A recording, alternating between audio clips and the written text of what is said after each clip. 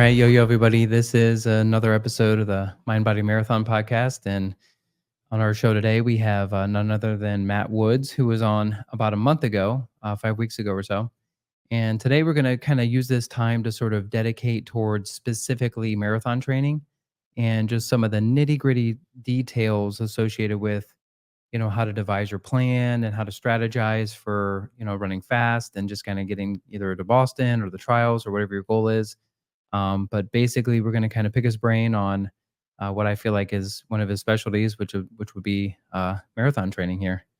So, but first, we got to talk about something that just happened earlier today. So, Ingebrigtsen and Jakob just ran 7:17 for 3K, which you said was what per lap? It's about 80 or 58.5. 58.5 per lap. Yeah. So he just set the world record, which was probably one of the most difficult world records to get from Daniel Komen. When did Daniel set that?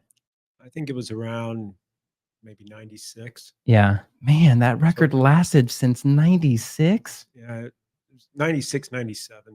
It was in Oh my gosh. Rieti, Italy. And 7:20, I mean, that seemed inconceivable at the time. All right. Wow, that's unbelievable. Yeah, and I know he won the 5K at the Olympics. Obviously he's now famous in the US from getting beat by Hawker in the 15, which was, I think, a sort of the race of the century. But yeah, he's obviously showing that he's really fit and he's kind of taking it to the world record right now.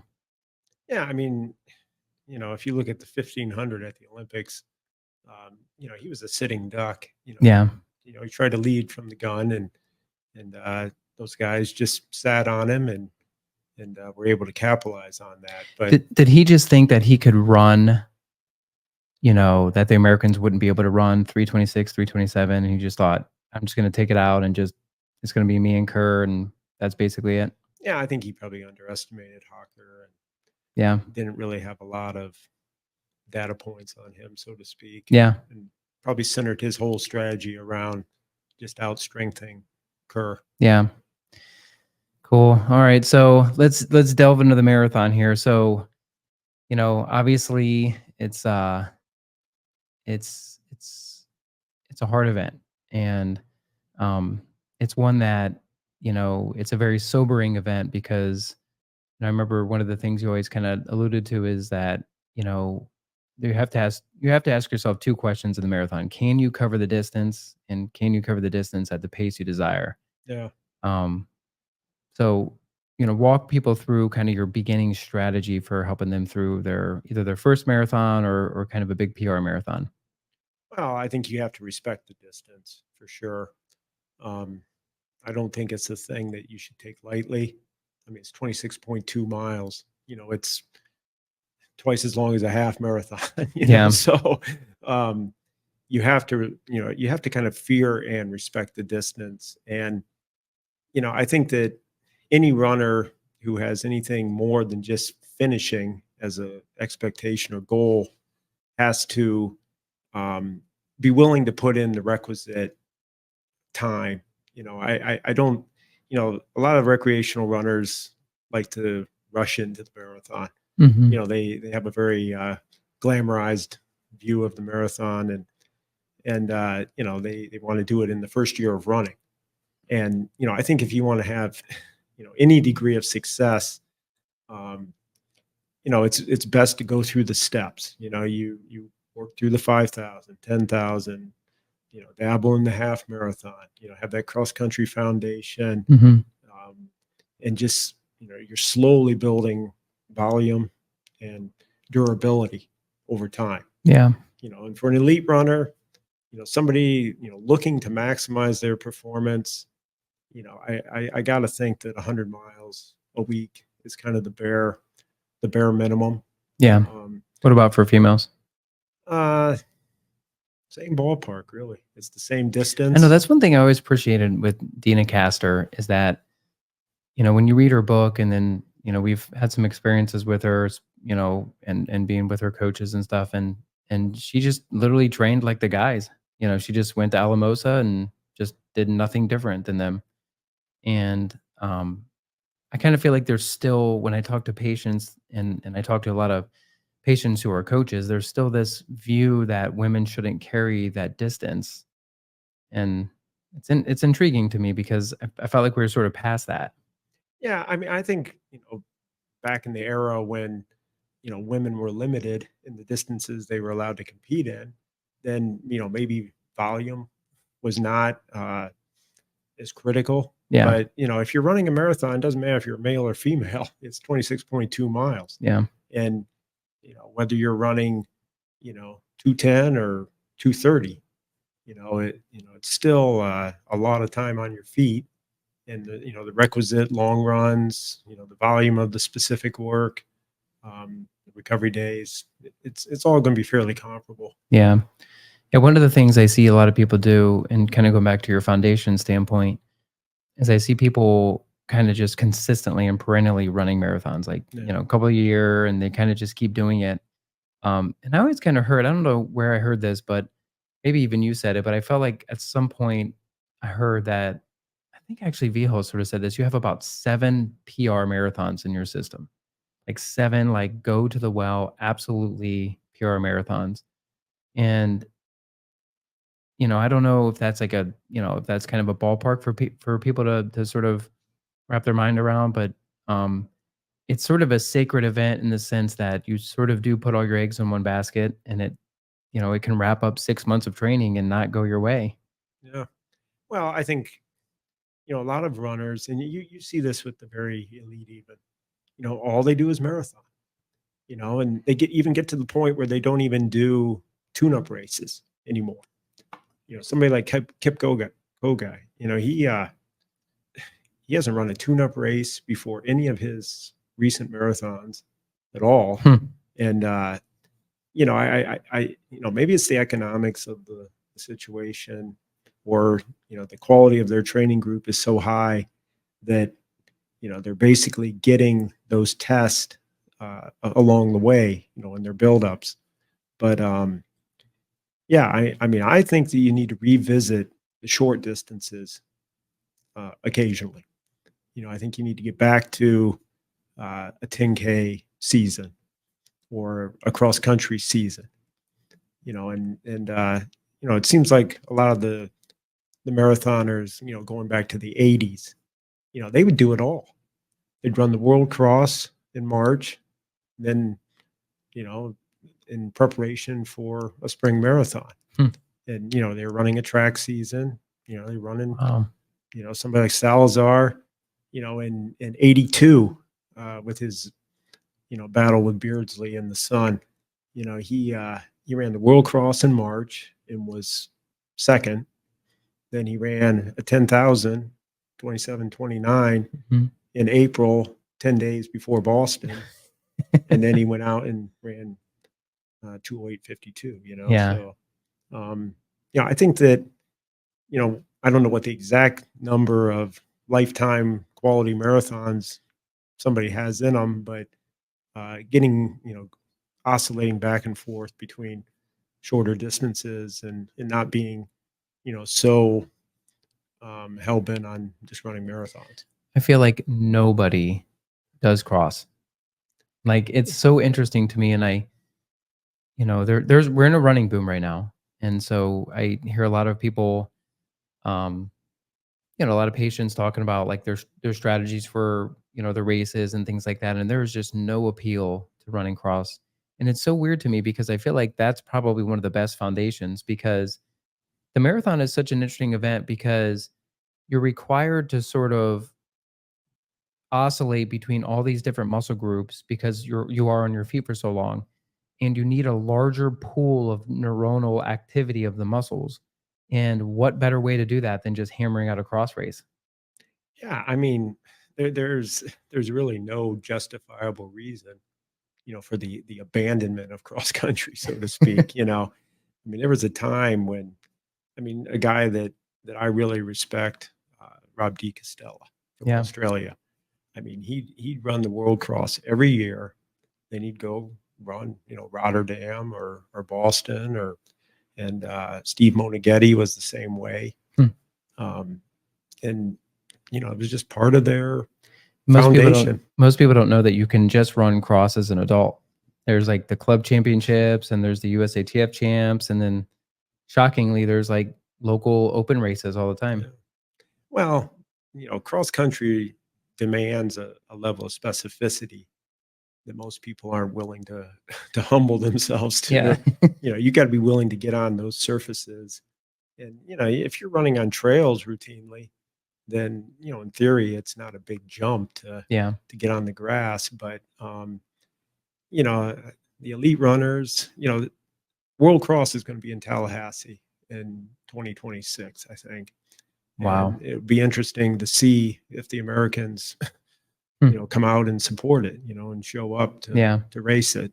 There's no reason that, we couldn't be vying for, a team medal. Hmm. I remember when I was training for, I don't remember what phase in my running this was, like maybe 2007. I was obsessed with running on grass. Remember I ran like every day in the grass field at Goodyear Park. Yeah. And because I remember at the time Hendrik Ramala had the world record in the marathon, maybe, and he like ran almost exclusively on grass. And I had heard a story about that. And I thought to myself, if I can run the same pace on grass, strengthen my body to the point where I can run basically the same pace on grass as he could on concrete or paved road, that that is insane. Like that is real strength right there. And I just became sort of obsessed with that. And I really feel like it translated to pretty solid road racing. Yeah. I mean, if you can run well on cross country surfaces, you can run well anywhere. Yeah. I don't think that track necessarily transfers to grass. I mean, you can be in great track shape and not be in good cross country shape. Yeah. But if you're in good cross country shape, you can run easily, go to the roads or the track. Yeah. Yeah. And that goes back to that like muscle activation and every foot strike is literally different. So you're requiring so many different activation of the stability muscles, and you're just creating a much better muscle package so that when you do hit the roads or the track or even the marathon, your brain can recruit a much larger distribution of your muscles. And it's just not locked into the same ones over and over and over, which is Exactly. really key to a lot of the injuries that I see. Yeah, I mean, if you're running in a straight line on the road, you're just getting the same neural stress Yeah. repetitively. You're not getting any greater degree of overload, even if you're on hills. So, okay, so let's kind of back this up a little bit. So, if we are in a marathon cycle, we're dedicating, 2, 3, 4 months to a marathon, probably not looking to alter those surfaces too much. But in seasons prior to that, probably a smart idea to alter the surfaces. Or would you kind of do it concurrent in a season? Well, one thing critical about the marathon is you do have to do some of the longer, harder stuff on hard surfaces. Yeah. Because if you're going to run a marathon on the road, which most of them are, um, and if all you've done is soft surfaces, there's going to be a difficulty in the transferability Yeah. to the road. The fatigue aspect as you get further into the race is much different on a hard surface versus a soft surface. But from a standpoint of injury prevention and developing total strength, I think being on the off-road surfaces at any phase of training, and or even if it's a prior season, where you're emphasizing other distances but I found in my own experience that, I thought I was going to get all this strength from doing my long runs on cross country surfaces. And I kind of, in being in also the tow path. And I found that when I got into the race, that the fatigue Yeah. occurred much. I wasn't used to the road, I Yeah. wasn't used to the pounding. And, I know that the Ethiopians, they try to get on hard surfaces at least once a week. Hmm. I mean, they're running in very difficult conditions, up to 10,000 feet on these switchbacks that, go through these forests and so forth. A lot of it's single track, but they do make a conscious effort to Yeah. get on a flat, hard surface once a week. Hmm. Yeah, I feel like last weekend I ran 15 miles slow on the trails, and it took me, it was 3 hours. We were just taking our time, bumbling about, and that was like the easiest thing ever. But then I ran 15 miles this morning, through Cleveland back down to where I live, just south of Cleveland. And some of it was on the towpath, most of it was on roads, and that was so much harder on my body. Yeah. Just covering the 15 miles on the roads. You'd think I'm out there for literally an hour longer on the trails, but it's so much easier. Like, and it's also like you have more elevation gain and you have more topsy-turvy trails, but, you know, there's nothing like this having the same foot strike over and over and over and doing that for 2 plus hours. Yeah, I agree. I agree. So, okay, so let's get into a little bit of the specifics of, your foundation of marathon training. So say somebody, you know, we have a client who's busy, their full-time job, don't have a lot of time to train. What are some of the most important sessions for them to hit in their marathon buildups? Well, the designated long run has to be the cornerstone of the program. I mean, you have to know both physically and mentally that you can cover the distance. Now, I'm not saying that you have to necessarily cover 26.2 miles in training, but my benchmark minimum is you have to be out there for the duration of time that you expect to run the race. Yeah. So like if Um, you want to run, a 250 marathon, you need to be doing a long run, even if it's not at that pace, yeah, but out there for 2 hours and 50 minutes. I think in that ballpark. Yeah. Yeah, and um, At some point in the session or in the buildup. yeah, and I think that the first time that you experience those durations should not necessarily be in the marathon buildup. Mhm. Meaning, you need to have a foundation of consistent long runs in your history. So it may not be those 18, 20, 22 mile type runs, but the average runner needs to have been consistently probably in the year to 3 years preceding their marathon attempt to have develop a long run. You don't go from 5, 6 miles a day, 4 or 5 days a week to jumping up to these 13 plus mile runs. Yeah. You got to have that durability. You have to have that musculoskeletal durability, and it's also the physiological adaptations that happen peripherally, and just being able to um, the energetics of it, the fat metabolism and Yeah. glycogen sparing and so forth. So I'd say the long run as the cornerstone is number one. I think the weekly volume is a secondary factor, but that's probably uh, right up there as one of the main variables. Um, I even for the recreational runner, 50 miles a week would would be the absolute minimum. You can't run a marathon off from 30 miles a week and expect to thrive. Yeah. Um, so I'd say, You could do it, you could cover the distance, but you're just not running close to your yeah, potential. it's just survival. If Yeah. if you're trying to do the minimum, which I think a lot of people do, Yeah. That was uh, me for a couple years. then 50 to 70 for the average recreational runner Yeah. uh, is probably kind of the sweet spot. I think there needs to be an element of quality. Now, my marathon training philosophy has somewhat evolved over time. I know with you specifically, we basically would do a succession or progression of long runs and marathon specific long runs on alternate weeks. Yeah. So, we had a volume based long run one week, and then the next week it would be a specific, Yeah. meaning we're trying to run goal pace. And that was the main uh, specific work that you did.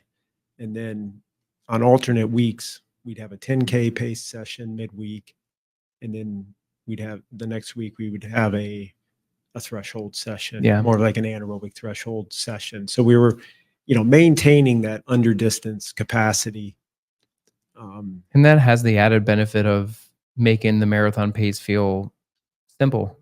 Yeah, I mean, Like if you're, for me, I was running, those 10K sessions, 445 ish pace. yes, And then that makes 520, 515 feel very comfortable.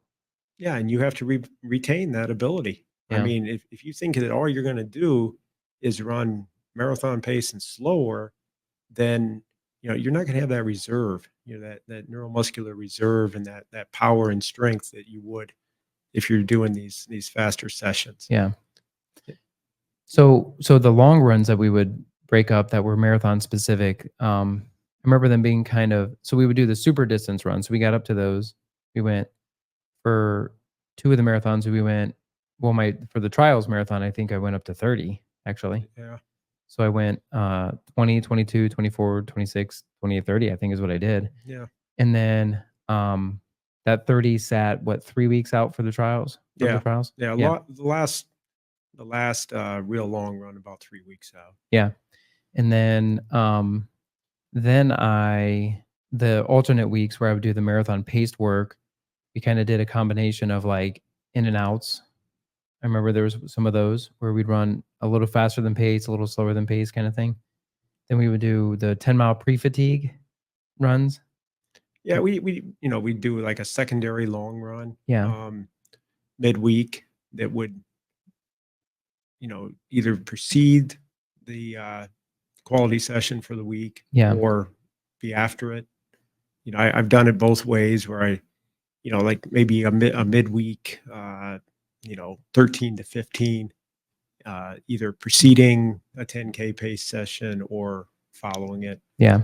But I mean, with you and Dave Gramlich, I mean, we just, basically followed a succession of, like maybe start at 10 or 12 and every 2 weeks we were adding 2 miles. Yeah. And I mean, I think we got up to about 16.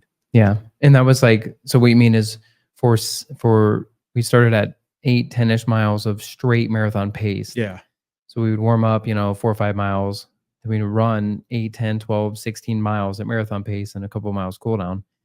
And then there was the pre-fatigue runs where we started like 6 miles, 8, then 10, where we'd run right around aerobic threshold Yeah. for up to 10 miles, which for me sat at what, 5:40, 6-minute pace kind of thing. So I do 10 miles at 5:45-ish, and then I would run marathon paced after that. Yeah. Yeah. So For up to 8 miles. yeah, I mean, if you, yeah, I kind of have to refresh my memory. It's been a while, but yeah, you kind of drain the tank a little bit with Yeah. a fairly long duration of running, and then to try to hone in on marathon pace when you're already tired. Yeah. That simulates the conditions of a marathon. I know, and Well, I feel like to this day that has mentally helped me. And I think Hall was about those. Ryan did a lot of those runs when he was at his peak. He did a lot of those pre-fatigues. I remember one time we were out at Mammoth and he did a 10 and 10 where he did 10 miles at, aerobic threshold, which for him was probably like 5:20, 5:30 pace. And then he came back and ran 10 miles at marathon pace, which was what, 4:50-ish, 4:55. yeah, And he did that at altitude. And we sort of use that as a benchmark for us. But psychologically, it's like even on today's run, like they're in the middle of the run, I was running really slow. My Achilles were sore and I was just kind of like bumbling along. But then the last 2 miles, like I'd run almost a minute faster per mile because I just psychologically just lean into those later efforts. It just kind you of, can see the barn door. yeah, you can see the barn door. Yeah, that's a great way of putting it. Yeah, I mean, I think with the marathon, one of the biggest things I absorbed, and Renato Canova really, I guess, influenced a lot of this thinking. But you can't do your long runs just putting around, just covering the distance, and then expect that to transfer into the marathon race. You have to have that specificity of effort, within a certain range. Maybe it's 10 seconds a mile, maybe it's 5 seconds a mile. I know with you specifically, we did some very exacting sessions on basically a mile loop, and we knew exactly, what we were trying to hit. And we practiced our drinking and our Yeah. fueling strategy and so forth. And those were key sessions. And for that type of workout, you have to approach it almost like a race. Yeah. I mean, you have to do all the preparation, the fueling ahead of time, not so much the tapering, because when you're in the middle of the program, Yeah. There's just you know, no you're not time to you're not taper. you're not going to taper, but you're running them in that almost pre-fatigued state, Yeah. based on whatever your volume is for that week. If you're doing 100, I think we got up to close to 130 with you, 120, Yeah. and that all takes its toll, and it's all playing into the total workload. Yeah. When you kind of like have these sobering sessions, so you had your midweek longish run, which I think the emphasis on that was basically getting close to 90 minutes. Yeah, roughly. Anytime you bounce past 90 minutes, you're kind of really digging into your glycogen stores, and it's going to be much harder to recover. Is that correct? Yeah, I mean, you only have so much capacity to store glycogen. You only have so much capacity to restore it. Yeah. And anything you do is, it's draining from the tank, and if it compromises your ability to get the total amount of weekly work in, then you have to kind of weigh that. That's why you don't see a lot of people doing 2-hour runs, in a week, Yeah. because they're so fatiguing, and so you got to really balance those efforts with the total volume Yeah. and the intensity that you're trying to do. Unless you're training for an ultra, then you kind of do Yeah, that. that's a little different story, I guess. Yeah, well, and I think it's important for people to understand when you are doing sessions back to back or consistently in a week that are over 90 minutes, you're basically not training for anything marathon or shorter, because you're not going to really have the capacity to go fast enough to justify those efforts. But if you are training for like a 50K, 100K, 100 miler, that's different, because you're not trying to hit any sort of paces that are even relatively close to your any of these thresholds. So Yeah. you don't need to have this consistent glycogen buildup. You can sort of like do like 2 6-hour runs back to back. And I think it's important for people to sort of understand that marathon, that's why it's such a unique frontier, is if you're genuinely trying to PR in the marathon and run fast in the marathon, um, those longer sessions, you need to be very careful consistently running them over 90 minutes. Yeah, I mean, the pace that you do everything at is going to affect what the fuel utilization is, and how you're going to recover. Yeah, so that's what we're kind of trying to say here. So in the middle of the week, we would do kind of a modified long run, which basically would sit like, 13, 15 miles, something like that, based on how good I was feeling and how fast I could run those sessions. And then we would do a midweek workout right around that. So maybe like Wednesday, and then the midweek workout would be like Thursday. And then, the rest of the week is easy except for the long run on Sunday. And then that would be the variety that we were sort of talking about. Yeah, pretty much. And then the rest of it was just fill in mileage where you're not, if you have to double. So to get up to the 100 miles a week or 80, 100 miles a week, then you can. But for the most part, those sessions shouldn't really go much longer than 90ish minutes. That should Yeah, be reserved only for those 2 sessions. yeah, I would. That's pretty much the philosophy I did here Yeah. too. So if somebody's doing crazy mileage, like 140, 150 mile weeks, how are they breaking that up? Well, the classic, 10-10, Yeah. is going back to Frank Shorter, Bill Rogers, these guys, they would do 10 in the morning, 10 at night, and then On the easy days, quote unquote. yeah, and which equates to, anywhere from, an hour to maybe 80 minutes of running. Yeah. I think the key is, when you're doing those long singles, or those consistent, that consistent big mileage, those big days, you got to go slow. Yeah.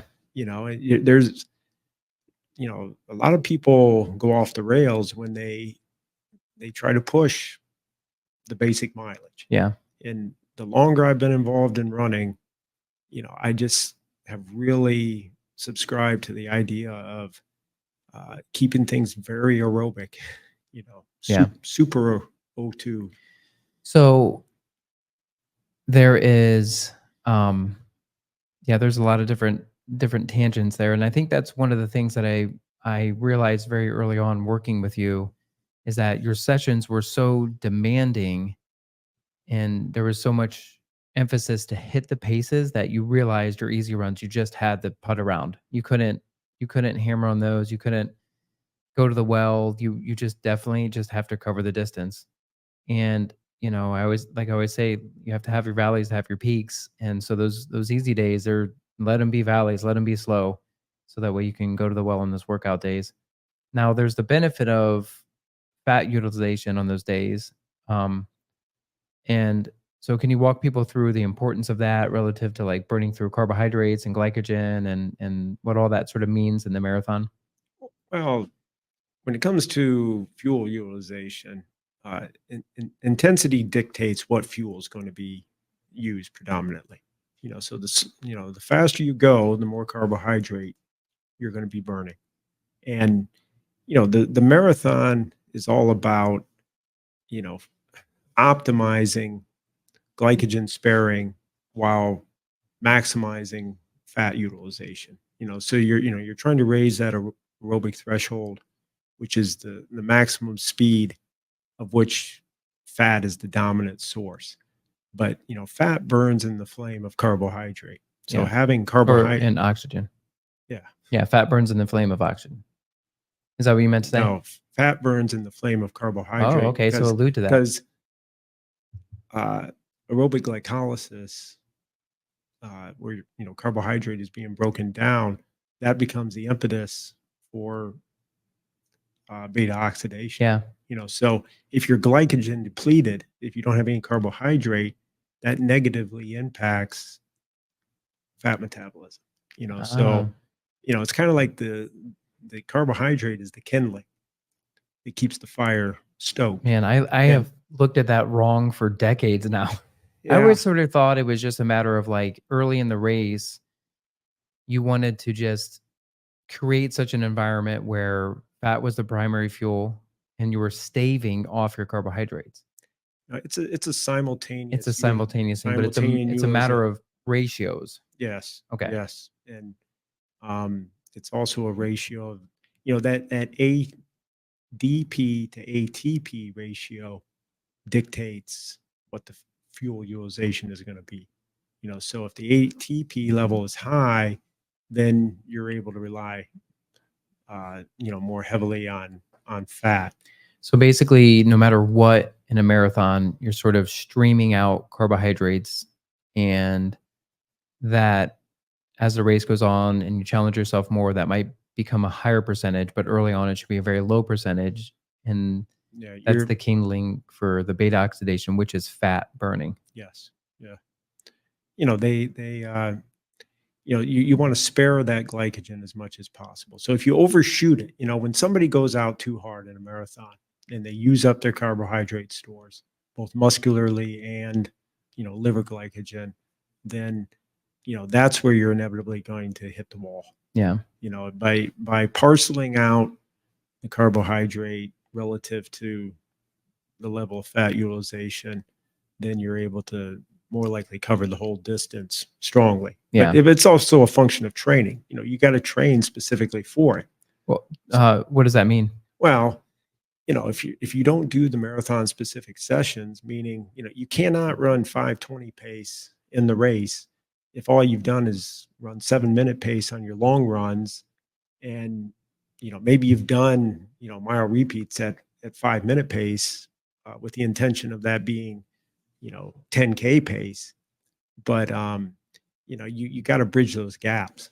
And with what we tried to do with you, and I would advocate this for any high level marathon performer, is you have to have the balance, and you have to definitely have that specificity. I mean, you're never going to run 26.2 miles at goal pace in a workout as you would in every other distance. Yeah. but you have to go as far as you can and as close as you can to the actual demands of the race without actually duplicating them. Yeah. And so what you mean by that is like if you're training for the 5K, you could do 5 by 1,000 at Yes. 5K Yeah, pace. routinely. And then you can add that up, and that is literally exactly what you want to run, but you just have to put it all together without the rest, obviously. Yeah. But the trick with the marathon is that's the one distance because you can even do that for half. Yeah. It's a little risky, but you can. But the marathon is like the last distance that you would really genuinely not be able to even challenge yourself all the way up to that point And until the day of the race. that's what makes the marathon so tough, is because you can do all the training, but there's still that huge unknown. Yeah. With the 10K, you have a pretty good idea of what you're capable of. And in all likelihood, you're going to, within a relatively small percentage, come close to that on Yeah. race day. But in the marathon, you can do everything right. You can have all the elements in place, and things can go horribly wrong on race day. Yeah. Whether it's weather, uh, like, Kip Kogai in the recent Olympics. He undoubtedly went through all his probably normal training prior to the race, and then to drop out at 9 miles. Yeah. What could have gone so? Yeah. Supposedly he had a back issue or something, but he had to believe that he was going to be able to cover the distance, Right. For and him to toe the line. and that's kind of the interesting thing. Both him and Kenenisa Bakila, both bombed, and Mhm. that was probably their last high level marathon. Yeah. Hmm. But yeah, one thing I would probably emphasize is I think most marathoners that are, they've gone through a progression of racing shorter distances. Maybe they're a 30-minute 10K runner. Maybe they've run 107, 108 for a half marathon, and they want to run the marathon. I think that going through a complete cycle of a proposed marathon training program, hitting all the elements, but then racing a half marathon, Hmm. and then waiting to do another cycle before they actually do their Yeah. debut. And we didn't do that with you, but No, but we kind of did actually, because when I came back in 2000, late 2009, 2010, that basically was because remember 2 years in a row we did the US half champs, and then one of those years I was like in the middle of like craziness with school, and then I remember it was very just volume based, threshold based, akin to marathon, and then I think that actually is what I ran my half marathon PR at. yeah, I But think I was there. yeah, yeah, that was down in Houston. I think okay, so these are all really good points, and I think they're important. So walk us through the threshold conversation. So we touched a bit on that in the last training theories episode that we did.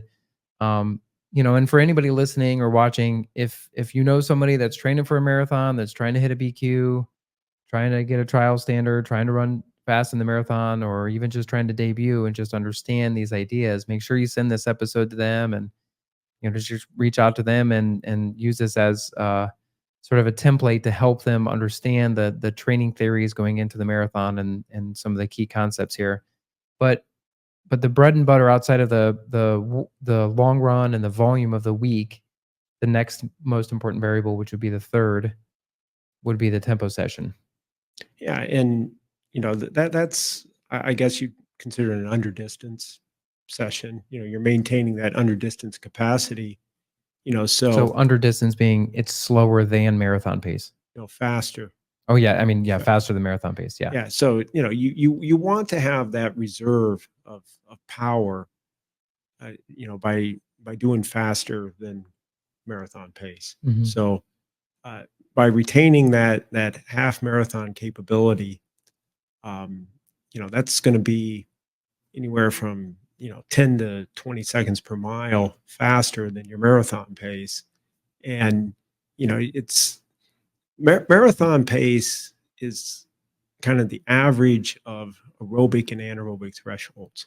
So it happens somewhere between those two thresholds, roughly 2.5 millimoles of lactate. So if a typical aerobic threshold is at 2.0 and typical anaerobic threshold is 4, then by bringing those two efforts as close together as possible, that becomes your sustainable Yeah. marathon pace. And that's why it's important to manipulate those two variables at some point in the session or in some point in the cycle. Yeah.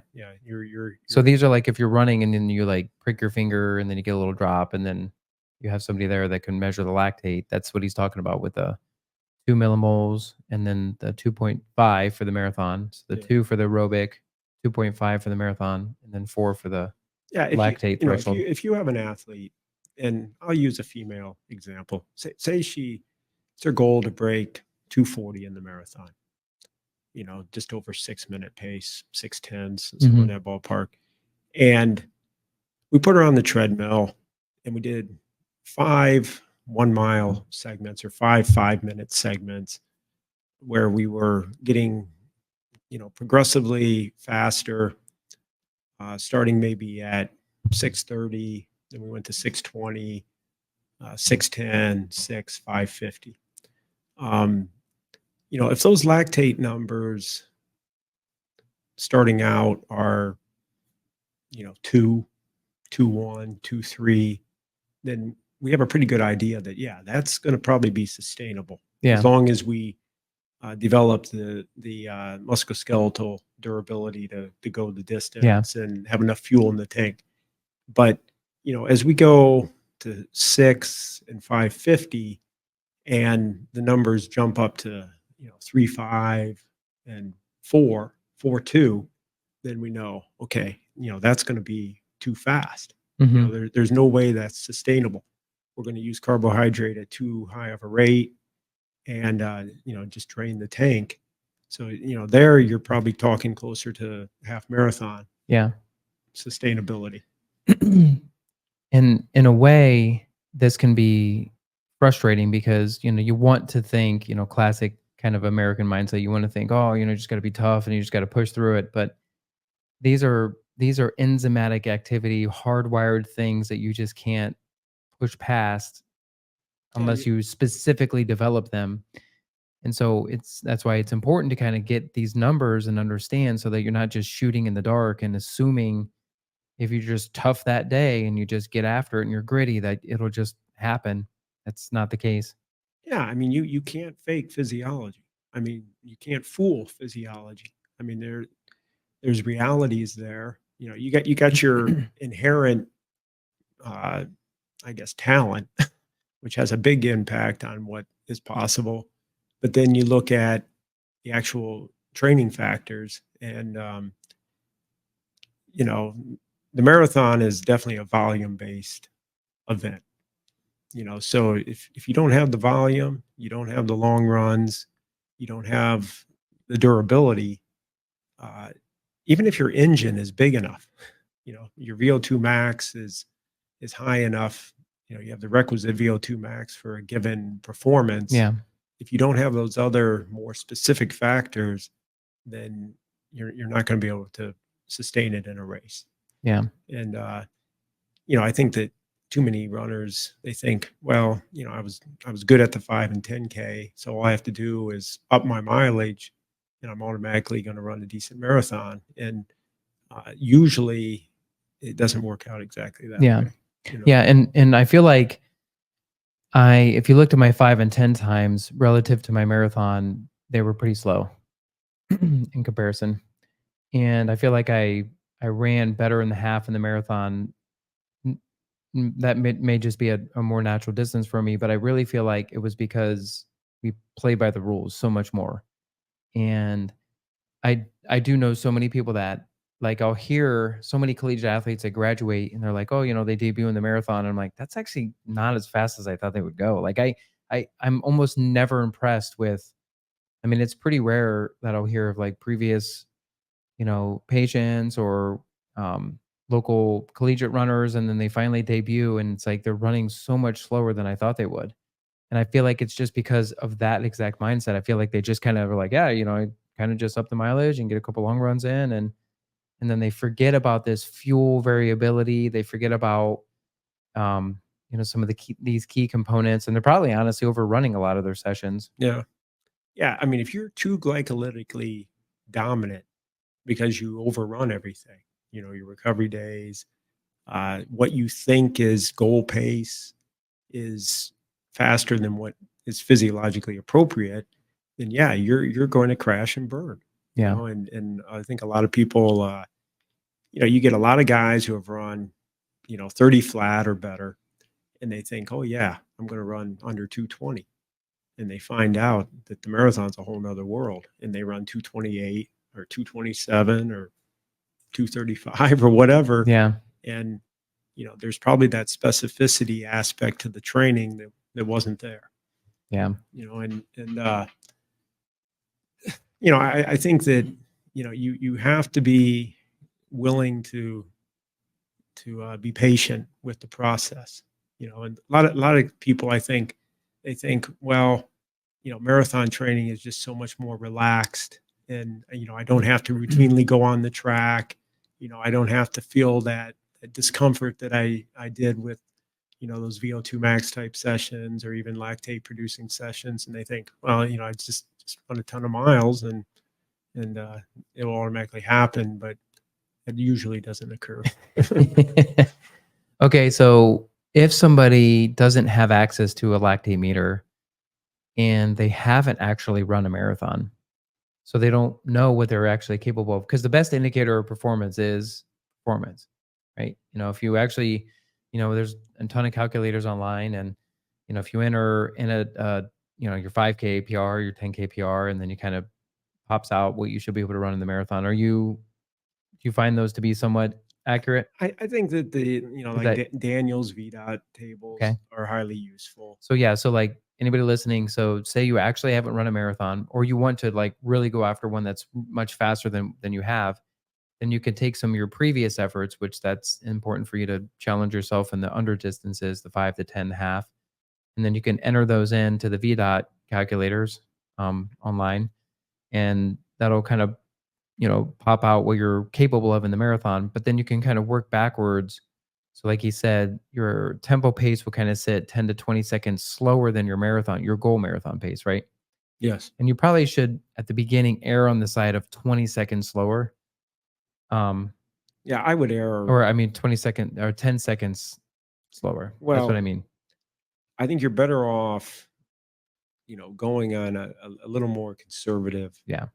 conversion on everything. Whether it's um, like if you look at the VDOT tables, it's pretty much like a 15-second difference from one step to the next. So if you look at 5K pace to 10K pace to half marathon pace to marathon pace, it's around 15 seconds for each step, roughly. But by playing it a little bit more on the conservative side, 15 to 20 seconds slower. So like if your goal is to run a 6-minute pace marathon, 237, 45 or 30. Um, in that instance, um, that's 6-minute pace for the race. So your threshold pace would be 5:45 Yeah. anaerobic threshold. Okay. So yeah, so you can assume it'll probably sit 15 seconds faster then. All right. So that sounds good. So then what distances should people start at for those threshold sessions? Well, I think probably 6 miles minimum. With the whole They should start at 6 miles? as a as a yeah, I Oh, mean, man, that's good. I Those mean, are those are real sessions. well, if we're talking about you know, a a well-trained, developed Yeah, runner, I mean, like your recreational runner, maybe 3 miles. yeah, Um, you're that's where we get back to this kind of requisite foundation. Yeah. It's all relative. It's relative to, what standard of runner we're talking about. I mean, this can all be scaled to any level, Yeah. really. I mean, your 4-hour marathoner is going to have a completely different approach than your 220 marathoner, and maybe the majority of the listeners or people watching this are going to be, maybe 3 hours or qualifying for Boston, Yeah. is their real high end goal. But, this gets back to that, 50 miles a week kind of minimum, Hmm.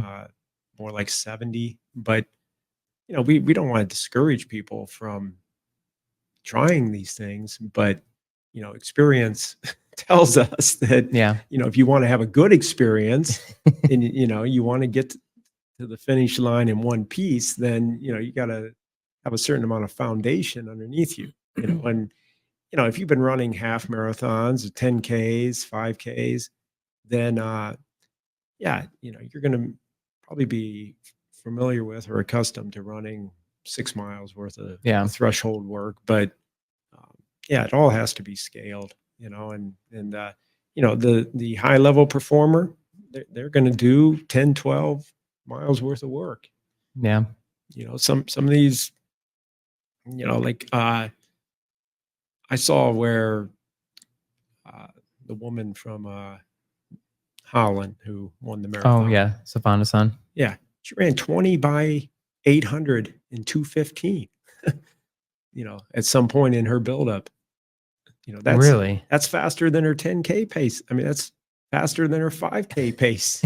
So I don't know exactly what she was doing in that session, but 20 by, I mean, that's a tough workout. My goodness. But, yeah, I mean, the marathon is an event of extremes, as far as, how you want to approach it, and it's something that, sky's the limit as Yeah. to, that's why people run 150 miles a week. That So what happens when, I remember there was always this take from V Hill that, even in his book, Run to the Top or whatever it's called, he has this where he talks about like, you know, if you're coming off a 10K PR in a season, like you can run a good marathon off that. What was he kind of alluding to? What did he mean by that? He kind of talked a lot about like if you're in great 10K shape, you can easily just bounce up to the marathon. So that kind of goes well, against what you were saying well, earlier. that would assume that you have all the variables in place, Yeah. that you're routinely doing meaningful volumes of threshold work, that you have a consistent long run of probably 18 to 20. I mean, in my mind, the perfect 10K pace or 10K regimen is 100 miles a week with 20-mile long run, 6 by a mile at 10K pace, and 20 by 400, at 3K, 5K pace. So if you've been doing that kind of work and preceding that, you were doing, high volume threshold work, like in the winter, Wow. then yeah, you're going to probably be able to bounce up to a good marathon. And if you're in 30 flat shape, then in theory, you should be able to run 220. Hmm. But, it doesn't always work out that way. I mean, case in point, Pat Porter, who was V Hill's, biggest protege. He won 9 U.S. cross country titles. He ran 27:30 on the road, 27:47, I think, on the track. He was top 4 in World Cross. He never ran a good marathon. Yeah. He I think he either DNF'd his one and only marathon or ran like 2:18. Oh man. So there's a lot of runners, and I on the way up here, or earlier today, I was thinking about examples of runners who were very successful at the 10K and on the track and even cross country that were not good marathoners. And I mean, the list of runners that fall into that category is huge. Hmm. They could run, 27:30, but couldn't run a good marathon. Yeah. Yeah. And we're maybe kind of overgeneralizing that, there is a specificity to these things. And, you know, we're kind of missing that point that, like, some people are just more talented in the marathon, might be mechanically, it might be Yeah. enzymatically. And, maybe, like if we go back to like our testing days, if we get somebody like Graham, like on the treadmill, and he had a max. 68 VO2 max, Yeah. 67, 68. And, there's a guy who, he ran 8:30 in a 3K Yeah. indoors, but the marathon was his race. Yeah. The way he processed lactic acid, the way, his economy and just his efficiency was such that, he could keep the lactate very low at fast paces, and here's an example. Going into the 2007 trials, it was 2008, but they had them in November 2007, Central Park. 2 weeks before that race, we did the last hard marathon specific session. I had him out on a course near where I live, rolling course, very similar to what Central Park was going to be. Park. And I didn't give him any splits. I said, just run it off feel. He averaged 5:10 pace for that 16 miles. Unfortunately, he tweaked something. Yeah. Ended up with a little sciatica issue, and it didn't clear up in time for the race, and ended up dropping out. But and that's part of the marathon. Yeah. In preparation, sometimes you do things that blow up on you. Yeah. And that was unfortunate, but he was in just tremendous shape, Yeah. going into that. And I have no doubt that he was probably in 216 to 218 shape if he'd been able to run the race, Yeah. So what are some of those, like, when we talked about Kipchoge and then, Safana-san and some of these super high-end marathoners, and so what are some of their sessions look like? it's interesting. I mean, There's all sorts of variety there.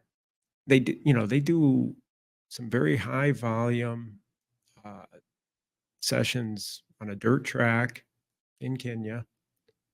You'll see 20 by 1,000, and it's at altitude.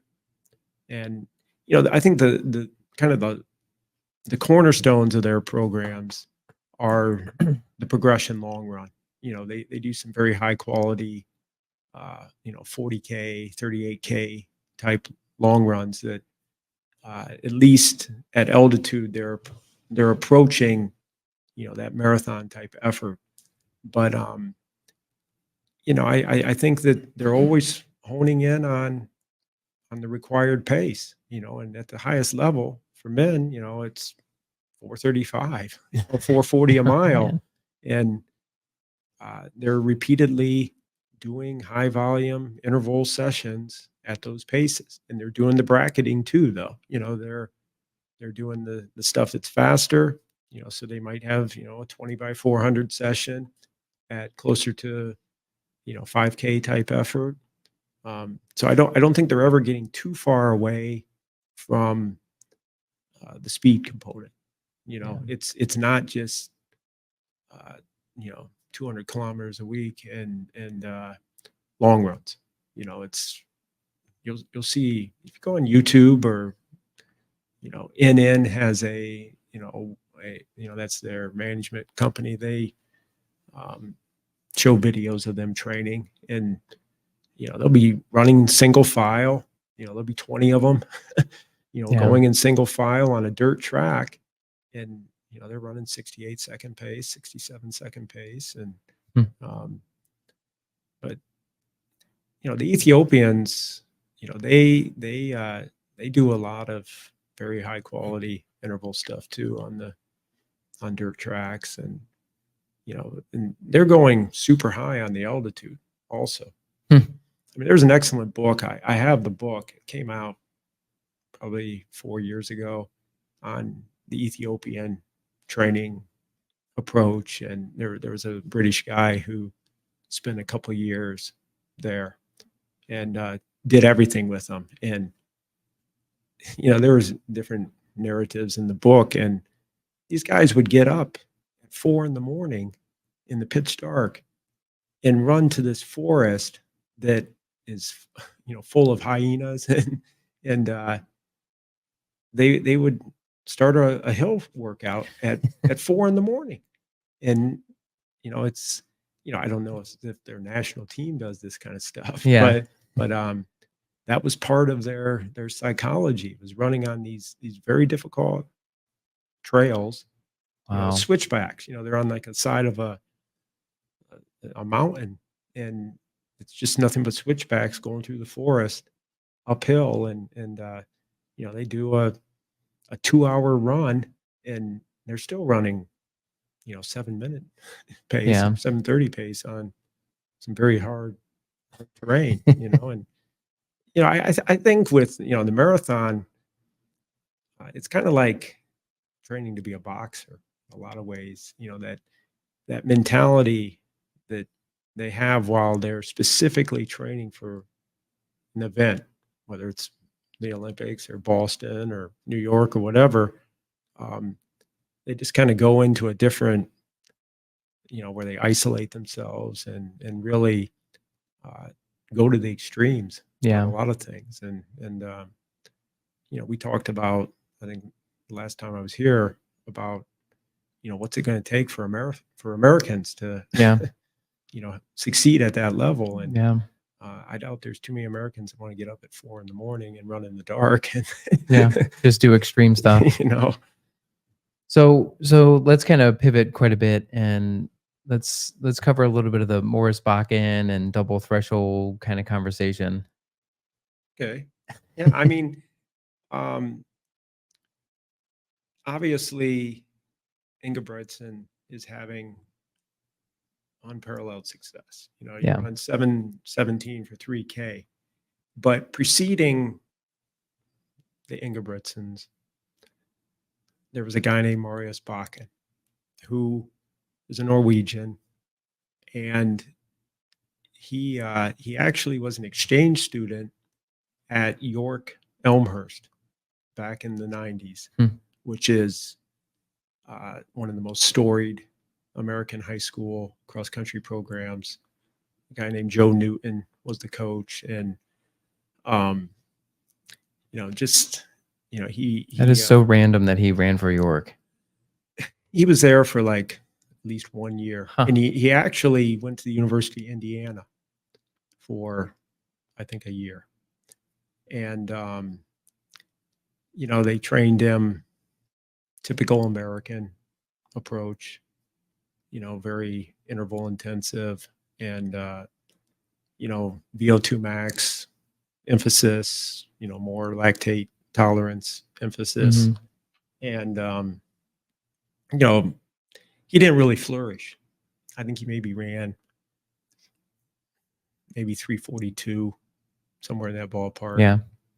But he went back to Norway, and I think he actually spent some time being coached by Sebastian Coe's dad for a period. And, he still wasn't, flourishing.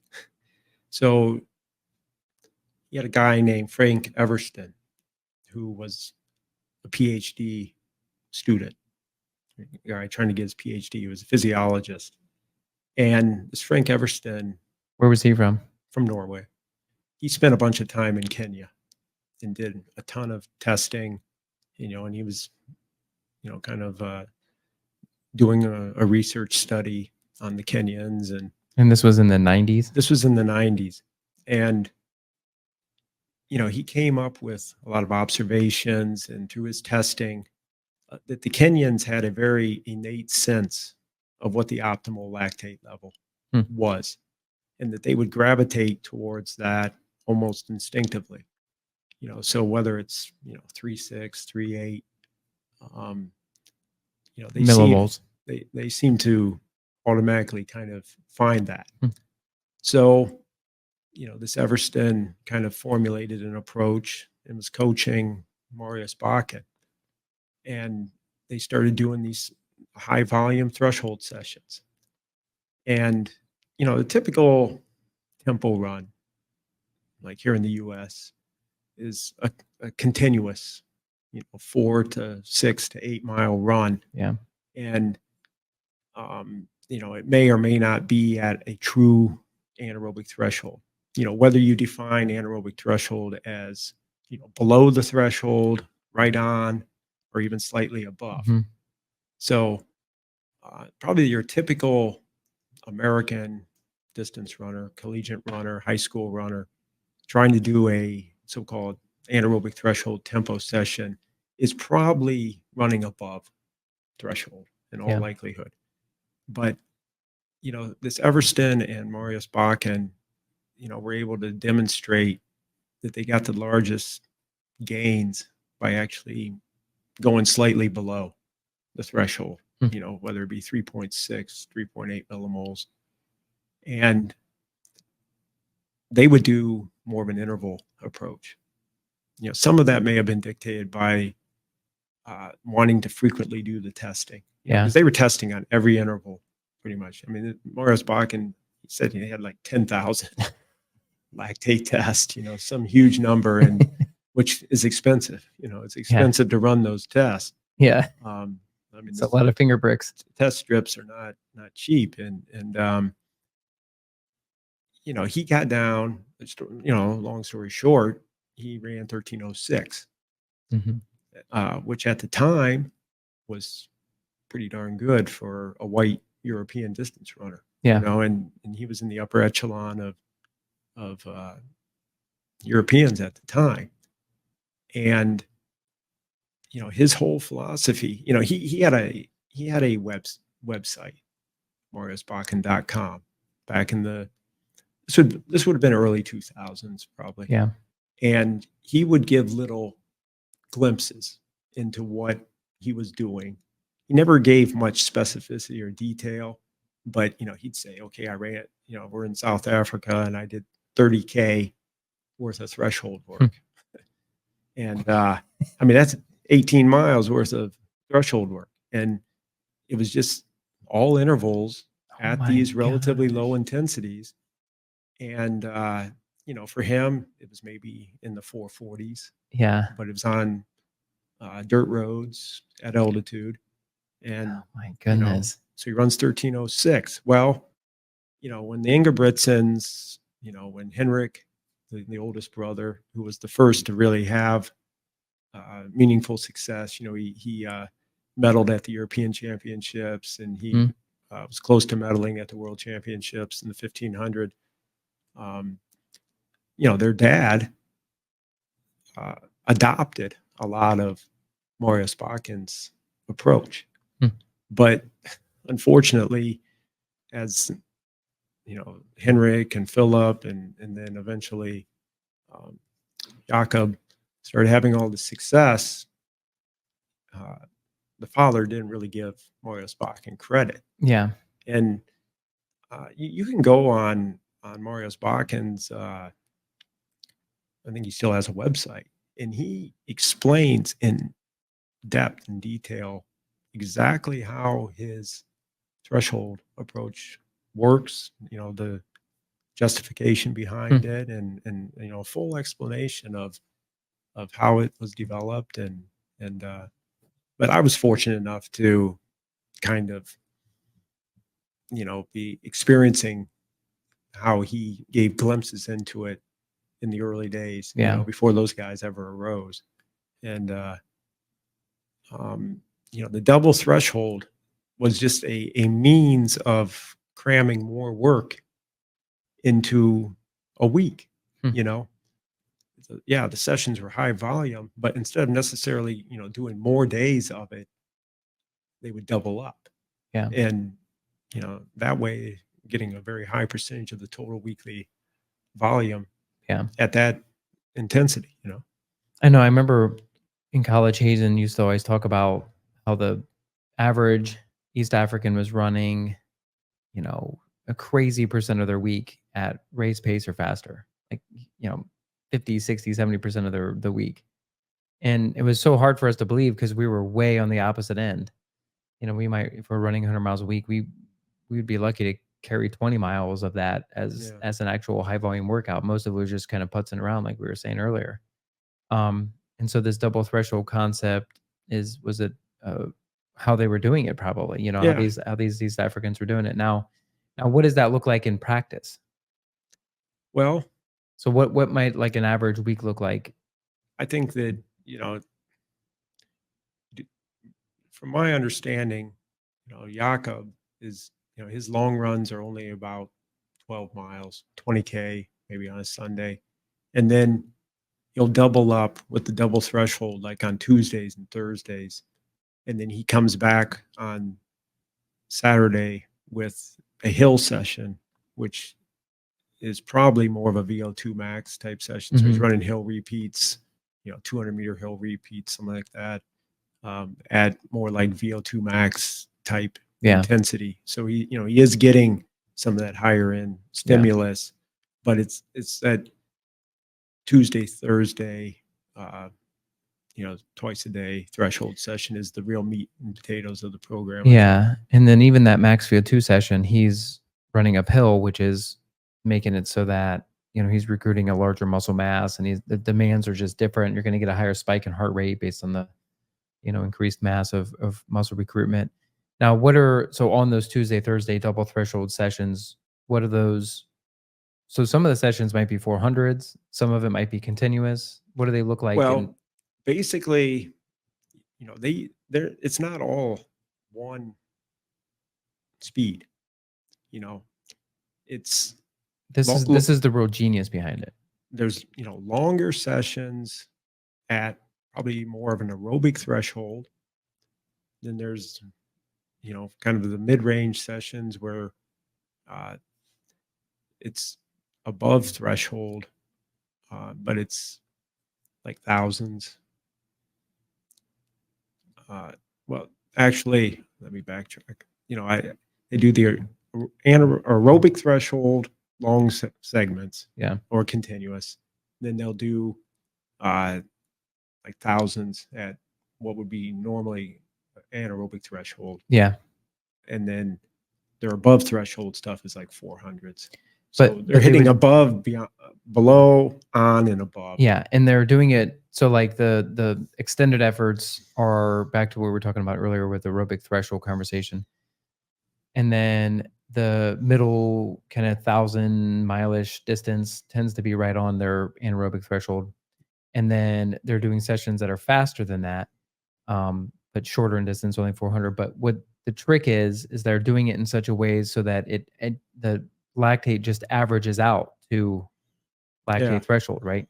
Yeah, and the key is by breaking it into those short intervals, you can actually go faster. Yeah. Without producing or accumulating as much lactate. Yeah, so you'll kind of like have a little bit of a surge of lactate, and then you have the recovery, which then the surge and the recovery sort of averages out to your 3.84-ish. Yeah, that's the key, I think. Yeah, and that's the genius of it. And but your average person sort of implementing it now, they're probably not thinking of it this way. Or how is the average coach in the US? Because it's obviously a thing that people are doing. Yeah, I think the way the Ingebrigtsens approach it is the morning session is, maybe at a slower intensity, and then the afternoon session is at a higher intensity. Yeah. So, I honestly don't know anybody who's trying to implement this personally. My advice to, your typical collegiate runner or even very good high school runner is, make sure that you're maximizing and optimizing your benefits out of one session a day before you start dabbling in the double sessions. And if you're going to do it, err on the slow side. Don't extrapolate out paces that where you're overshooting it by quite a bit. Mhm. You're definitely better off with anything threshold oriented, erring on the slow side. Yeah. Because um, you change the dynamics of the effect significantly as the lactate level goes up. Yeah. If the lactate level is low, you're not going to harm yourself. Yeah. You're better off being too aerobic than too anaerobic. Yeah. And I know with the kids I coach, the high school and junior high kids, um, we might do an introductory session of 400s. Like if we're first at the beginning of the season or with younger kids who have never done this kind of thing, if we're trying to introduce threshold running, we'll start with 400s, 100-meter walk. Yeah. And I'll tell them, I want you to just run at a pace that's comfortably hard. It's faster than your easy routine jogging, but it's not all out. Yeah. So I want you to start at just kind of this comfortably hard pace. For a typical high schooler, I might start them at 7-minute pace, 145s for 400s. And I observe how they're responding, how they're recovering, Yeah. and if they slow down as they go, then you're going too fast.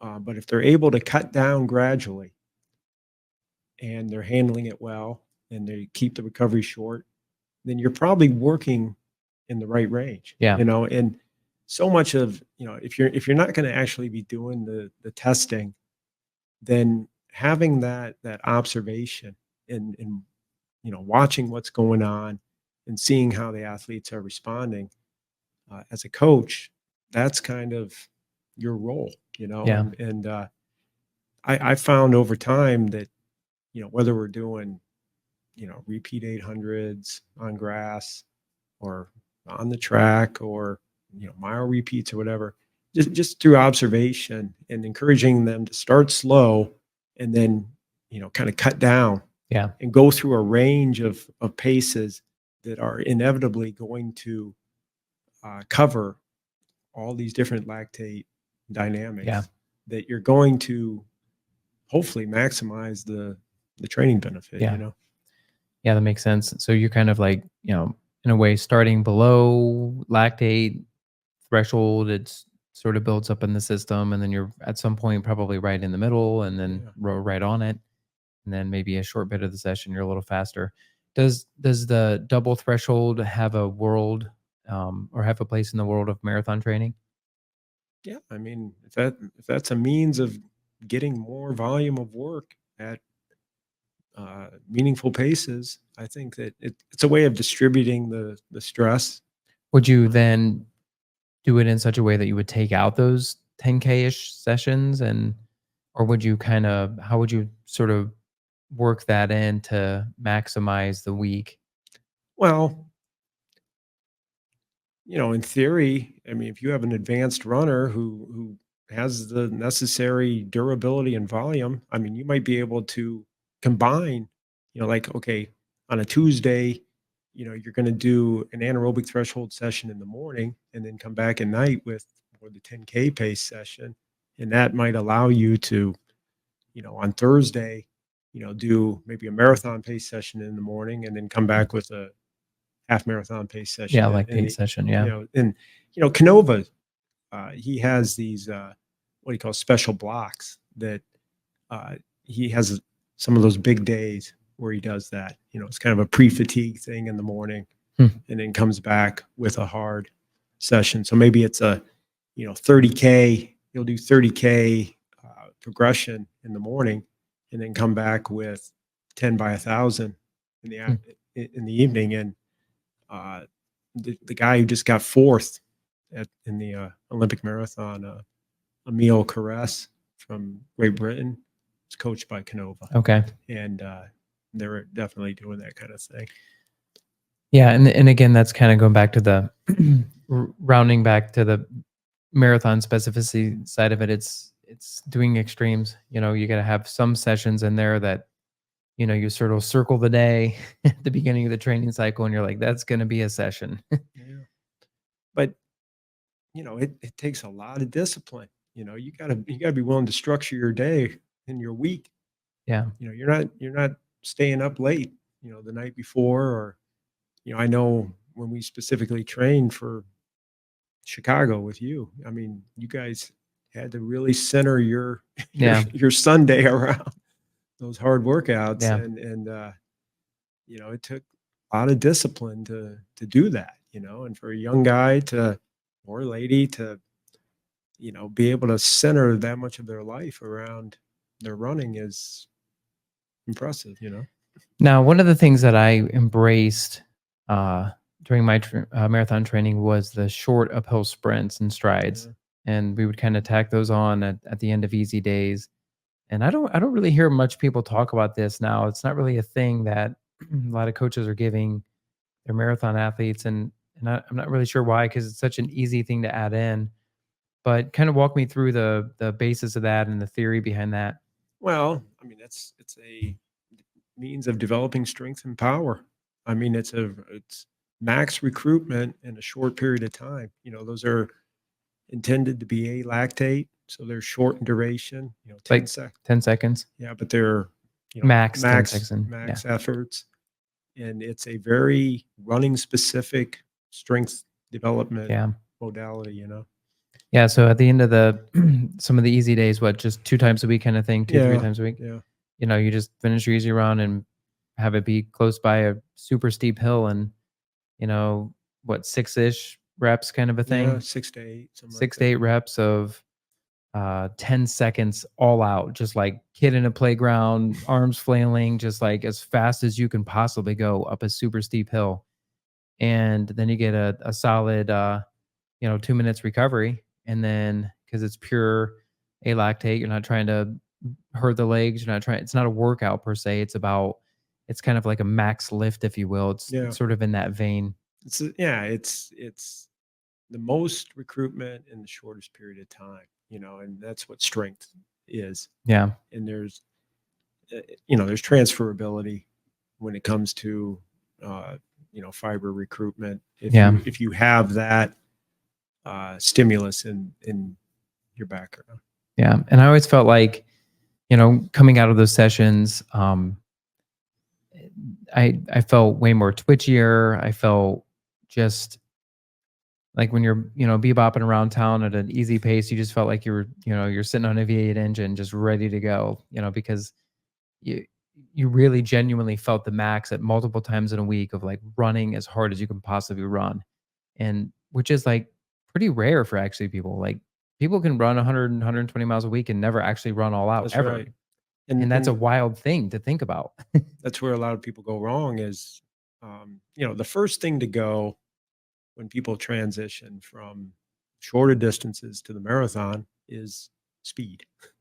They Yeah. abandon the notion of needing speed or maintaining that or developing it, and the emphasis shifts completely to endurance, and just keeping up the mileage. Yeah. So by having some of these other components or variables in your total workload, it gives you a more balanced stimulus. Yeah. So what about lifting? How would you implement that in an average marathon cycle? I think strength training for marathoners is more injury preventative oriented. I think it's either corrective or prehab rehab type Yeah. stuff, with a lot of the emphasis being core. Um, I think that there's a place for marathoners to do heavy lifting. Um, I know that, going back to, I think it was 91, Steve Spence medaled. He was bronze medal in the World Championships marathon. And he was doing heavy squats. Hmm. And I know that Paula Radcliffe would do heavy squats. Yeah. And that's very similar to the hills, Yeah. as far as max recruitment, doing a running specific movement, Yeah. that has the same recruitment pattern, where you're engaging the whole kinetic chain. And, but I think the majority of it, probably 2 days a week minimum, is more core focused and corrective and injury Yeah. preventative. Yeah. Coming from my provider side, that's definitely something I would agree with. I feel like hex bar deadlifts. Yeah, I like that. Yeah. I I've done some of them, and I think it is a safer way to get the load, and Yeah. it seems to uh, just have a little bit different recruitment than squats. Yeah. You can go deeper, and Do you drop them? Just do the concentrics? I've never done them that way, Yeah. but And I know that was a big thing with Meb before he won New York and Boston, kind of leading into that little run he had late in his career. He got really into with Ryan Flaherty and that lifting style. Flaherty at the time had a private gym in San Diego, and then now he's with Nike. But he may be actually off of that now. I don't even know. But I know he got really big there for a minute because he would do, the hex bar deadlifts, but just do concentric. And then he was a big combine guy, but he did all this stuff even with the marathoners, and he had Meb doing that. So basically, you would just lift the hex bar up. A deadlift is you're lifting from the ground up, whereas a back squat you're from the top down. So there's obviously a different ergonomic angles there. But if you pick something up from the ground, like in a deadlift, and then you just drop it, then you don't have any eccentric load, yeah. which is the most damaging portion of the load. But if you did a back squat, you start with eccentric, so you automatically have to do that, unless you go to like a Smith machine and start low and then just press up. Yeah. But it's like just having that concentric load, which is basically the shortening of the fibers. You're not going to get as much damage to the muscle, and you're going to get it's purely neurological gains. And so there's no size difference either. Most of your size difference is going to come from the eccentric loading of it, which in a deadlift would be the lowering down of the weight. So that's why you would just drop it at the top. Yeah, I mean, So that was makes the sense basic to me. concept. Makes Yeah. sense to me physiologically, and yeah, I mean, the marathon, the training itself, you have to have the durability and the strength to tolerate the load, but the event itself, just a tremendous amount of trauma Yeah. on the body. So anything you can do that's going to enhance your resilience and your ability to tap into all your resources, muscularly, Yeah. just elasticity wise, that should have transferability to the race. What about plyometrics? Do they have a role in marathon training? I think, I mean, I think, when you get fatigued in a marathon late in the race, one of the things that really goes is that elasticity. Yeah. And The twitchiness. by improving, that contractility and that stretch shortening cycle, through plyometric, it has to be implemented very carefully. Yeah. And, you don't just start doing, high intensity box jumps or anything. It has to be a long progression. I still think hills are one of the most valuable. Yeah. Hills in all their forms. Whether long aerobic hills, short, VO2 max type hills, and then the A lactate hills. Because inevitably there you're getting, a lot of that plyometric effect. Right. And with my kids, we do skips and bounds on a short hill, and then we follow that up with short alactate sprints. And I think that it's one of the easiest ways to implement running specific strength. Yeah. Yeah. And again, I talk with patients, and I almost never hear of anybody doing plyometrics. Never hear anybody doing. If I say anything about hill work, they'll go, "Oh yeah, no, I do hill work," and they're basically just talking about like, running uphill for minutes on end rather than the alactate portion that we were just talking about. And it's interesting because I feel like to genuinely run fast in the marathon, you said there's a ton of trauma. It's like kind of analogous to sort of the boxer training. Like you're just you're just trying to you're just trying to basically become an athlete, Yeah. just become a better athlete instead of just kind of this singular, just sort of locked into a very specific motion. You have to create a broader range of muscle recruitment, more of a base to attenuate force through. Yeah. I mean, two of the things I do with uh, high school kids every week, both track and cross, is, we do hurdle mobility and we do speed ladder. And, on the surface, a lot of purists would say, those are a waste of time. But, anything that opens up the hips, utilizing those deep rotators Yeah. and getting them to lift their legs. And then, speed ladder gets us away from all that unilateral or, one directional type Yeah. movement. So anything we can do to elicit a different recruitment pattern and get them moving laterally and so forth, I think has benefit. You have to be a good athlete to run 7-minute pace at 10,000 feet in the mountains at 4 in the morning with hyenas around you. Yeah, I mean, And you just have to be dynamic and versatile. And then when the marathon gets crazy and chaotic and very, the paces vary and there's just hills and there's dynamics involved, like in Paris, you'll see people like that triumph. And it's what we saw.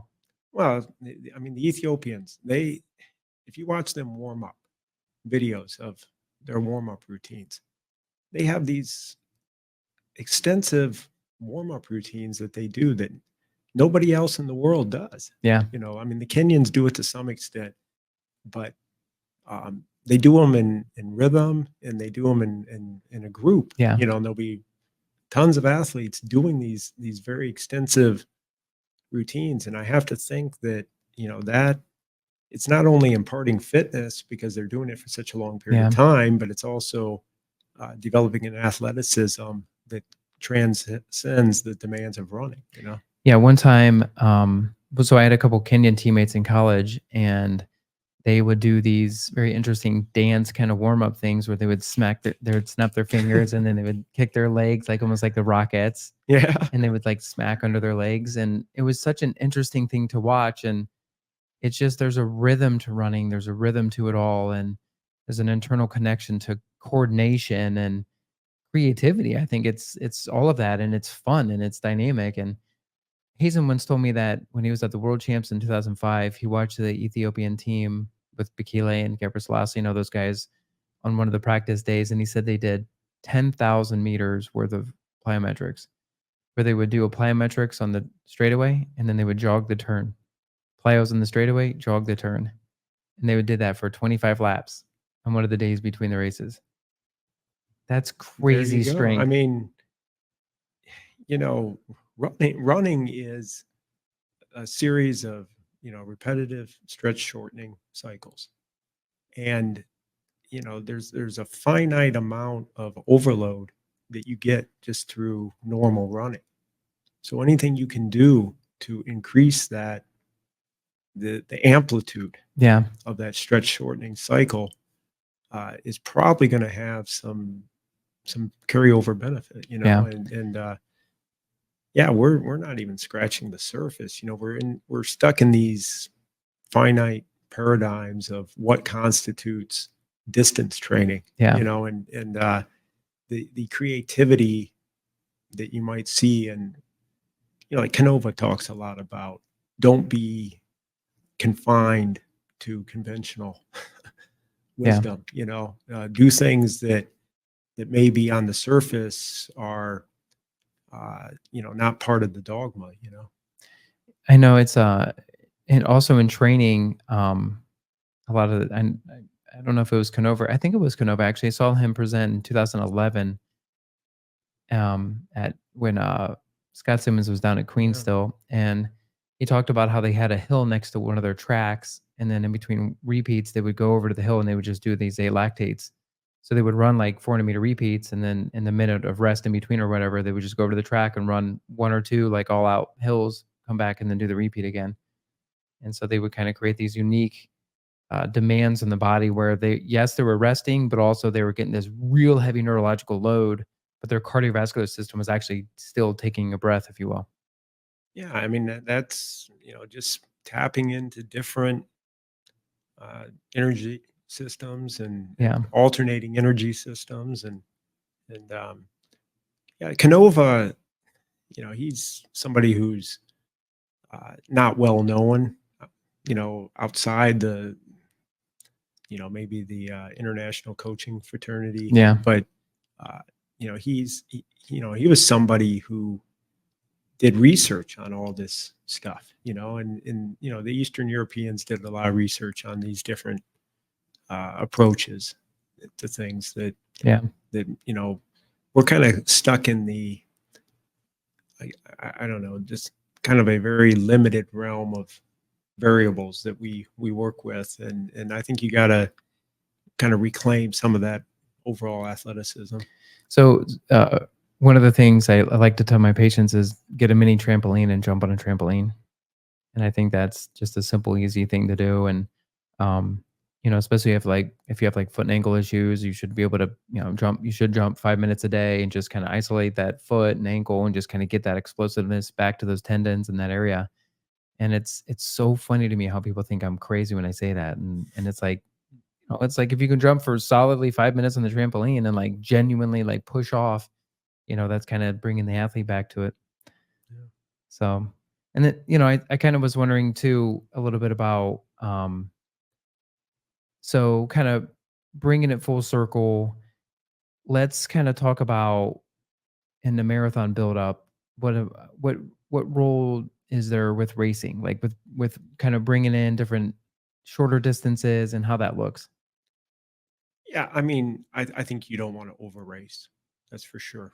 You know, uh, if you're racing, it's probably going to detract from your ability to do the necessary training. So, in my mind, the perfect setup is usually about halfway through the 12 to 14-week marathon specific cycle.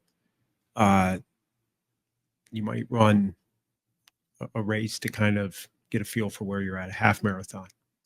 That way, there's enough time to recover and get back into your rhythm, Yeah. and it's not going to detract from uh, the race, the marathon. You have plenty of time. You can make some adjustments.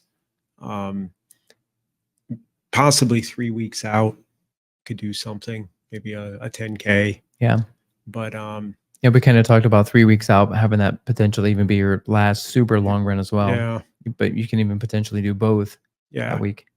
Um, there with any kind of racing, you got to ask yourself, what is the purpose of it? Am I using it as a confidence builder? Am I using it as an indicator? I think if you're truly, training for the marathon and you PR in the half marathon, that bodes well. I mean, it could also mean that, you're maybe a little too glycolytically dominant. Yeah, which means you're a little too on the carbohydrate burning Yeah, spectrum. so, um, typically the elite runners, if they do an indicator race, they're not necessarily looking for a PR. They're just looking for a good effort to just kind of mix things up, and I subscribe to that idea. Mm-hmm. I think the best thing is when you're coming off a season of shorter distance racing, maybe a track season, and then you transition into a marathon buildup, or you've been emphasizing maybe cross country and half marathon, and you have that kind of power reserve going into the marathon buildup. You can derive confidence Yeah. from that, knowing that you have the requisite speed reserve. Yeah, your range is there. Yeah. So kind of circling back to where we were talking about a lot with the plyometrics and hill sprints and everything, I think it's important for people to understand that if you're kind of stringing along a little bit of an injury, that those are often the first things to go by the wayside, that it's important Yeah. that you just keep moving with running, and that's the absolute foundation. And so you don't want to add in the lifting, you don't want to add in the plyometrics, the hill sprints, all these fancy things unless you're 100%. And if you're not 100%, you're stringing along an Achilles, a back issue, a hamstring, whatever, then you got to be careful because it's vitally important that you be able to just cover those distances. Um, that we were talking about the important workouts. The number one being the long run, the weekly volume, number two, and then number three, the thresholds. Now, say somebody is in this scenario and they're, often, as was the case with me, stringing along an injury. What are some things that you would advise them to do? Would you say, like, yeah, let's back off some of the easy runs and just kind of cross train, or, what are some strategies that you would offer up in those moments? Well, I think cross training can play a huge role in substituting some of the filler aerobic mileage. I think that there's a lot of examples of that. I mean, Fairleigh Parker Volby runs 3 or 4 days a week, and the rest of it's cross training on the elliptical. Yeah. So, if you can substitute a routine easy run with some kind of a low impact alternative exercise, whether it be elliptical, cycling, pool running, um, alter G, these types of things, then I think that's good. But I think that half the battle is, maintaining that health and durability, and and that requires, consistent maintenance type work, whether it be stretching, foam rolling, Yeah. massage, um, you know, rehab type exercises, stuff you do routinely with Yeah. people. Um, there's no substitute for the total training, but there's ways of achieving that are maybe less injurious. I think, if you go into a marathon cycle even a little bit hurt, it's probably going to blow up on you. You know, Yeah. um, sometimes you can keep things at bay. Sometimes you can keep things on, kind of a low ebb. Yeah. But um, it helps to be healthy. And This is true. the runner who can string together long periods of time without any kind of hiccups is going to have probably the greatest success. Yeah. Now, what I see a lot though with patients is that, people as they get older, they are become less dynamic and less athletic. Essentially, they may Yeah. be running fast still. They may be still running close to PRs in the marathon, but they're certainly their window of movement is narrowing, and then they're stringing along a hamstring from one season to the next, or Achilles or a calf or something, and or hip issues. I feel like everybody has hip issues now, and it's like it's important for people to get those fixed and checked out before they really start their next Yeah. build, because I think being a dynamic athlete, getting back to that side of things again, I think is critical. Now, what would you say with people who maybe are like burned out? Like maybe they, chronic fatigue syndrome, and they're typically, say they got a 14-week cycle for, Chicago Marathon, and they're 7 weeks in, and they can't hit any pace, and they just are struggling to get out the door, and, Well, in that instance, I mean, they definitely are probably overtrained. I mean, whether it be psychological or physical. I mean, I always believe that uh, the psychological symptoms precede the physiological symptoms. yeah, So if the motivation is waning, and the discipline is waning, and you're dreading the training, then you're probably overdoing it. So a short term recovery, whether it's 2 or 3 days off completely, uh, or eliminating one of the quality components, mhm, at least short term, You got to always be evaluating how you're responding to the total Yeah. package, and if that persists, then it's probably a good signal that you've overshot it. You've tried to ramp up too quickly. Maybe you're trying to do something that you really didn't have the foundation to start, Yeah. and you're going to have to maybe revise your goal and your expectations and timetable, and just regroup. Start over, Yeah. um, because it's not going to get better. It's very, the glamour and the excitement of the day isn't going to necessarily get you through it Yeah. if you're hurting midway through the training phase. Yeah, and I feel like one of the common go-tos is that if somebody is lacking this drive and this motivation, then they often train harder, Yeah. and then they just dig themselves even more into a hole. Yeah, your body is more intuitive than you are probably, Yeah. as far as telling you that something's on the breaking point. Yeah. And you know, I've always found that most physical injuries are preceded by, kind of psychological symptoms Yeah. of burnout and fatigue. I would agree with that. All right, so we're kind of rounding third here on this episode. So what would you say, any last tidbits for a burgeoning marathoner or somebody looking to kind of, run fast and PR? Well, choose your race wisely. If, the likelihood that you're going to have success or PR, if it's going to be hot, is probably low. So choose a race that is known to have pretty ideal conditions. Choose a course that's conducive to a PR. I mean, a flat course is typically what you want. Um, make sure that the you're ready for the marathon, that challenge. I would say that a good guideline is almost everybody should have at least 3 years of progressive increased volume Yeah. before they even consider a marathon. And don't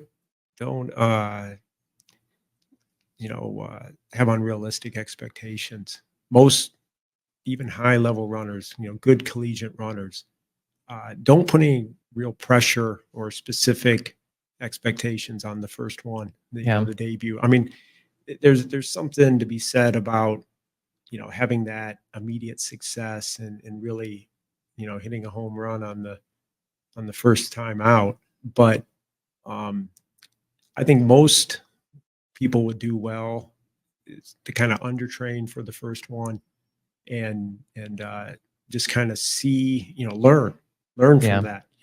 Find out, if you've never run 100-mile weeks, maybe you were consistently 70 to 80 before running shorter distances. The first adaptation is just handling the higher mileage, but just go into it with the idea, okay, I'm gonna kind of have a relaxed Yeah. expectation, and get one under your belt. Then you can really buckle down for the next one, maybe. Yeah, I think that's a good concept too. And I feel like a lot that's fairly successful for a lot of people. Maybe they might run Akron as a first one and just kind of cover the distance and, Yeah. see what the unknown territory feels like and getting 26.2 in. And then maybe for like a follow-up doing like, like a Chicago or Columbus or something that's much faster. Yeah. So yeah, I feel like this was a great episode. Any last tips? I mean, I think that the marathon is an event that um, is something that a lot of people glamorize as a the kind of the end all be Yeah. all, and I think it, if you enjoy running marathons, then sure, run marathon, but you don't have to run a marathon to Yeah. be a runner. Well, I mean, you may think that, but I remember when I worked at the running shoe store, um, so many people would come in and be like, "Oh yeah, what marathons have you run?" And be like, "Oh, I haven't run one yet." And they're like, "Oh yeah, I thought you were a real runner. Yeah, that's I thought amazing. they real runners worked at the store." And it's like, it was so weird to me that that was like and it's just like something they hold over your head, like if somebody's done one, it's like, oh, like I've done and you haven't, it's like, I'll be fine. I'll get there eventually. Yeah, it's kind of a strange mindset, but yeah, I mean, people don't seem to value shorter distance Yeah. performances, and I think that's why a lot of people rush into the marathon. Yeah. But And then that's why they just keep kind of perennially doing them and just considering themselves a marathoner and instead of just a runner and general runner. And that might do other events too. yeah, I mean, I think that back in the running boom, there were all these great short distance races, and they were big events, and people really could gain a lot of notoriety and recognition from being good at running, within in a regional area, Yeah. and somehow that's been devalued in recent years. There's just not that number of great short distance races, and the marathon is kind of taken over. And Well, I feel like I always joke that long is the new fast. And, yeah, you know, meaning everybody can go long. I mean, and genuinely, it's just about grit, it's about toughness, it's about getting out there and just doing it. But not everybody can go fast. exactly. Fast is obviously relative, but not everybody can run as fast as Jakob Ingebrigtsen. Like that's just the thing. Like you just that's so it's less appealing to try to pursue that because one, it doesn't sound as cool as at a cocktail party. Yeah, Oh, I ran a marathon and oh, I ran 100 miles, and it's like that sounds pretty cool. But if you're like, oh, I ran sub 4 in the mile, it's like, oh, that's interesting. I mean, I think that's yeah, fast, but that's not as interesting as saying somebody did 100. yeah. I mean, this ultra kind of obsession that has developed in recent years. It's the fastest growing segment of USA Yeah, track and field. and honestly, that's something that I never really was attracted to. Yeah. And I guess I'm It, not a real runner. But it's a much different psychology.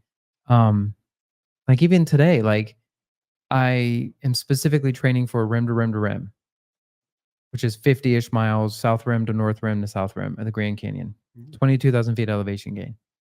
And so today I ran 15 miles. Well, the route I ran today was just like a normal running route. I was on part of the towpath, part of the roads, over the 15 miles, 500 feet elevation gain. Not terrible, but definitely some decent hills.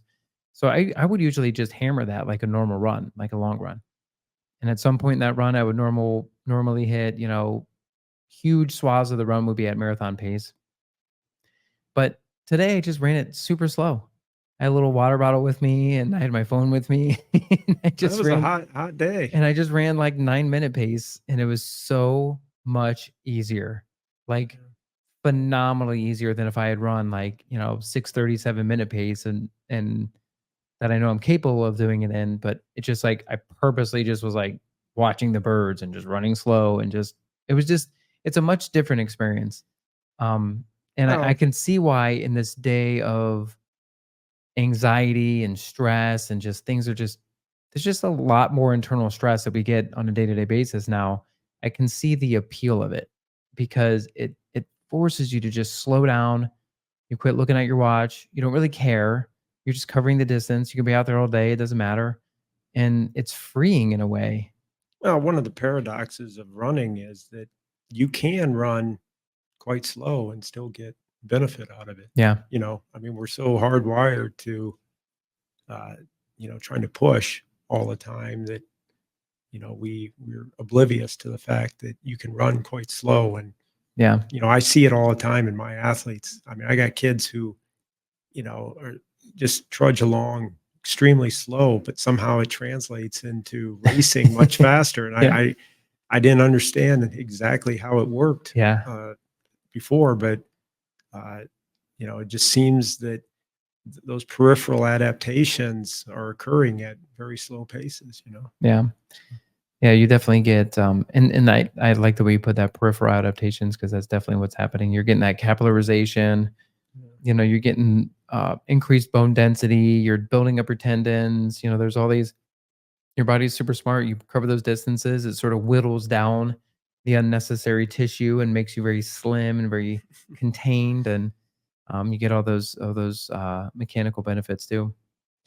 All right. Well, I think we covered a lot of great topics on the marathon. And so thank you everybody for tuning in and listening and watching, and feel free to like and subscribe and give us some feedback. And if you have any follow-up questions on the episode, feel free to reach out. We'll get back to you on those.